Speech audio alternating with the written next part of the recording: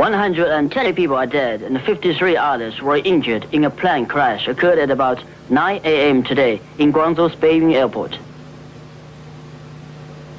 The plane had flight from Xiamen at about 7 a.m. and was heading towards Guangzhou when it was hijacked.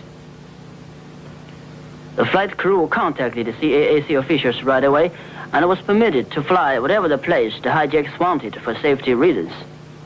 When the plane was landing at Guangzhou's Baiyun airport at about 9 a.m., it shot out of the main runway and bumped into two other planes parking at the parking apron.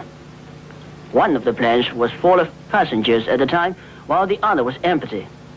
Among the dead and injured, there are some foreigners, Hong Kong and Macau compatriots. Rescue work started right away, and the injured were immediately rushed to hospital. At 2:10 p.m., Premier 𝗫𝗶𝗺𝗵𝘁 arrived at the spot from Beijing. He listened to local officials' report and went to hospital to comfort the injured. Michael Sun, GTV English News.